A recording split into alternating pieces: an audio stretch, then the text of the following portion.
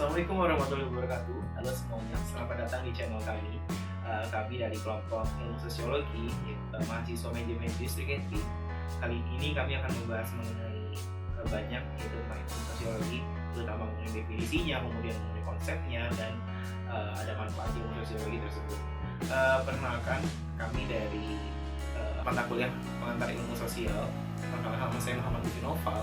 Kemudian ada teman-teman saya yaitu Nabila, kemudian ada Aul, ada Cynthia, ada Bunga, ada Vina. Oke.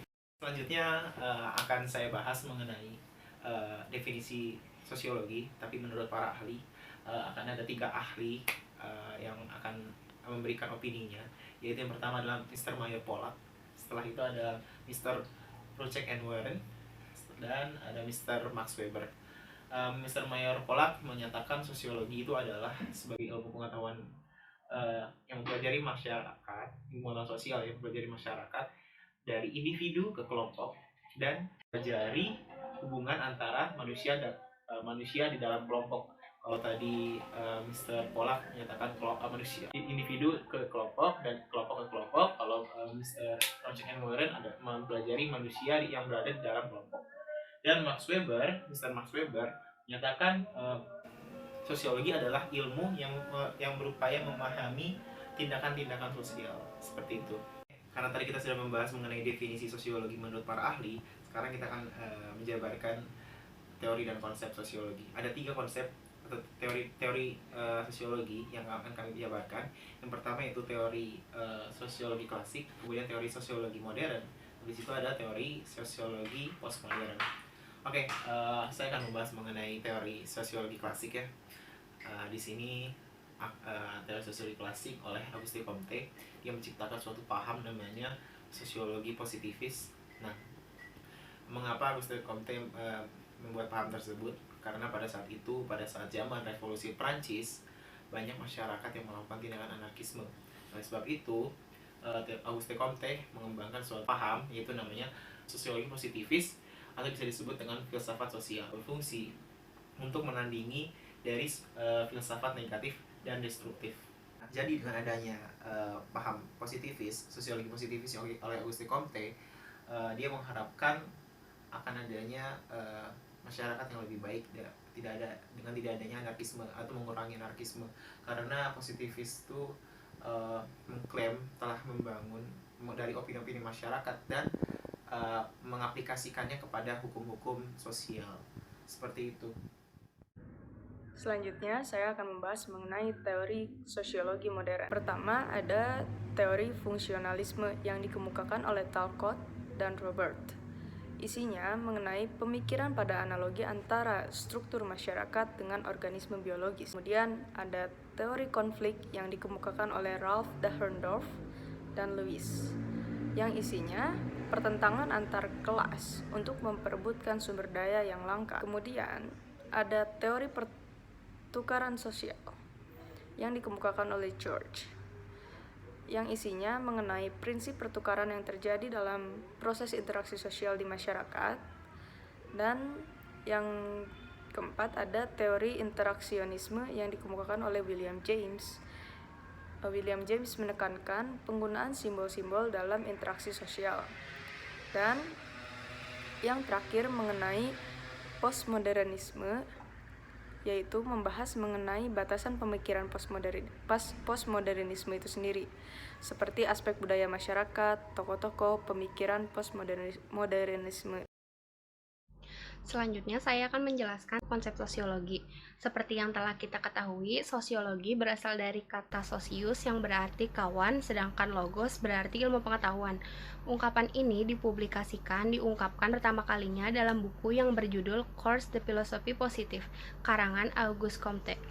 Walaupun banyak definisi tentang sosiologi, namun umumnya sosiologi dikenal sebagai ilmu pengetahuan tentang masyarakat. Dalam sosiologi terdapat konsep-konsep dasar di dalamnya. Konsep-konsep dasar sosiologi yang pertama ada individu. Individu merupakan kesatuan yang terbatas, yaitu sebagai manusia perseorangan, bukan manusia sebagai keseluruhan. Individu dapat dikatakan sebagai manusia yang memiliki peranan khas dalam kepribadiannya. Aspek yang dimiliki individu adalah aspek organik jasmania, aspek psikis rohania, dan aspek sosial. Yang kedua ada kelompok sosial. Manusia akan banyak berinteraksi dalam kelompok sosialnya. Kelompok yang dimaksud adalah suatu kehidupan bersama individu dalam satu ikatan kebersamaan. Dalam ikatan hidup tersebut dijumpai adanya interaksi dan interrelasi sosial yang memungkinkan timbulnya perasaan bersama atau some degree of feeling. Lalu yang ketiga ada interaksi sosial, adalah hubungan yang dinamis yang menyangkut hubungan antara individu dengan individu, antara individu dengan kelompok atau kelompok dengan kelompok dalam bentuk kerjasama, persaingan maupun pertikaian. Lalu yang keempat ada sosiologi memegang peranan penting bagi individu dalam hidup di tengah-tengah masyarakat. Sosialisasi yang diperoleh seseorang sejak lahir akan turut mewarnai individu dalam berpikir, bersikap, bertindak dalam kehidupan sehari-hari. Sosialisasi dikenal juga dengan proses penyesuaian diri. Sosialisasi dapat diartikan sebagai proses belajar seumur hidup seorang individu untuk mengenal dan menghayati norma dan nilai masyarakat di mana ia menjadi anggota, sehingga terjadi pembentukan sikap untuk berperilaku sesuai dengan tuntutan dan perilaku bermasyarakat. Konsep-konsep dasar sosiologi yang selanjutnya adalah penyimpangan sosial. Penyimpangan sosial merupakan perilaku sekelompok orang yang menyalahi aturan dan norma yang berlaku. Hal ini dapat menimbulkan reaksi-reaksi seperti cemoohan, gunjingan, atau bahkan bisa mendapatkan hukuman. Yang selanjutnya ada mobilitas sosial. Mobilitas sosial merupakan perpindahan status dan peranan seseorang atau sekelompok orang tertentu dari kelas sosial tertentu. Misalkan dari kelas sosial rendah menjadi kelas sosial yang lebih tinggi, ataupun kebalikannya. Lalu yang terakhir ada kelas sosial. Kelas sosial ini merupakan perilaku sekelompok orang yang di dalamnya hampir sama. Contohnya, orientasi politik, nilai budaya, kebiasaan, sikap, dan perilaku yang hampir sama. Lalu apa sih peranan sosiologi dalam ilmu pengetahuan sosial? Kita dapat mempelajari semua kehidupan sosial, baik itu stratifikasi, mobilitas sosial, proses sosial yang bisa dijadikan sebagai pemecah masalah dalam kehidupan sehari-hari. Lalu kita bisa memahami pola-pola interaksi, struktur masyarakat, serta kita bisa menjadikan alat dan sarana untuk memahami masyarakat tertentu seperti buruh, pegawai, petani, dan lain-lain. Itu merupakan sebagian kecil dari manfaat sosiologi dalam ilmu pengetahuan sosial. Selanjutnya, ruang lingkup dan metodologi sosiologi. Nah, yang pertama itu adalah ruang lingkup. Sosiologi mempelajari hubungan antara individu dan individu. Contohnya adalah kita melihat seorang pemimpin dan seorang pengikut, dan mereka memiliki interaksi yang khas. Setiap mereka bertemu, seorang pengikut selalu menundukkan pandangannya dan selalu melaksanakan apa yang seorang pemimpin perintahkan. Nah, fenomena interaksi dua orang ini sudah termasuk di dalam kajian sosiologi. Nah, yang kedua adalah hubungan antara kelompok dan kelompok. Contohnya, konflik etnis yang terjadi di Kalimantan beberapa tahun silam. Hubungan antara etnis yang bertikai jelas bersifat konfliktual.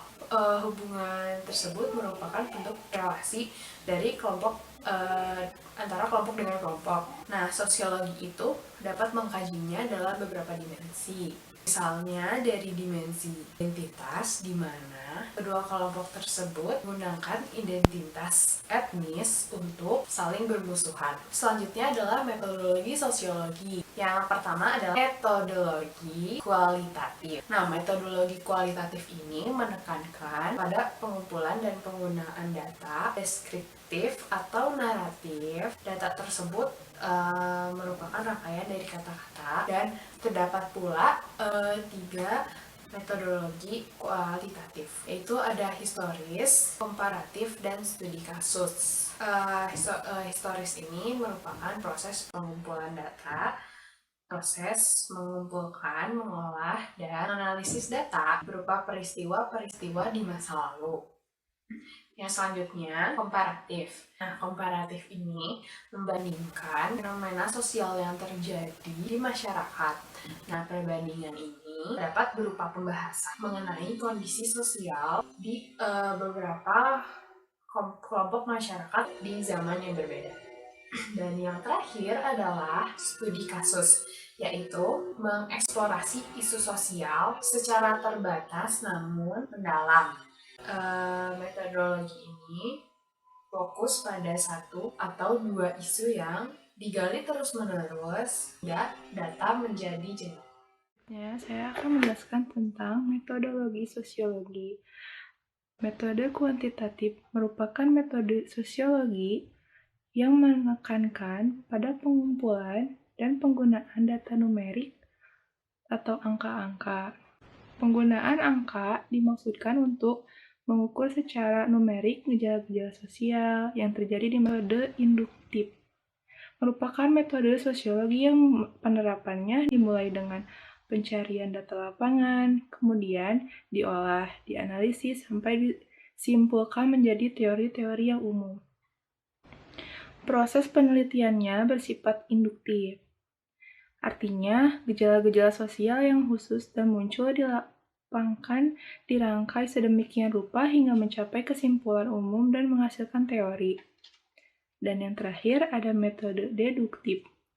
Merupakan metode sosiologi yang penerapannya dimulai dari teori yang berada di kepala peneliti, kemudian teori tersebut digunakan untuk memandu proses analisis data yang diperoleh di lapangan. Peneliti memiliki teori yang berasal dari hasil penelitiannya sebelumnya. Teori tersebut kemudian diuji dengan kenyataan data di lapangan.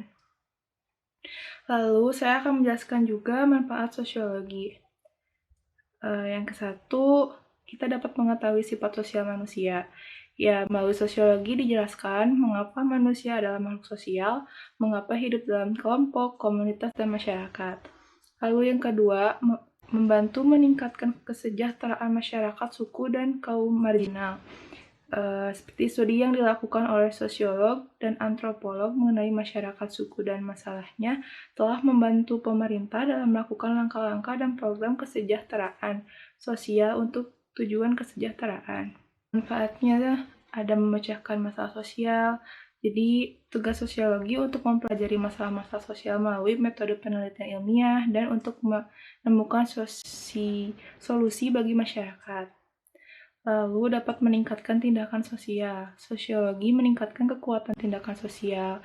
Ilmu masyarakat membantu individu untuk memahami dirinya sendiri, kapasitasnya, bakat, dan keterbatasannya. Lalu yang terakhir ada mengubah pandangan manusia terkait masalah kejahatan. Ya, para penjahat sekarang diperlakukan sebagai manusia yang menderita kekurangan mental dan melakukan upaya yang sesuai untuk merehabilitasi mereka sebagai anggota masyarakat yang berguna. Oke teman-teman, sekian dari kami dari mengenai penjelasan mengenai ilmu sosiologi. Semoga ilmu yang kami berikan bermanfaat. Mohon maaf atas kekurangan dari kami. Assalamualaikum warahmatullahi wabarakatuh.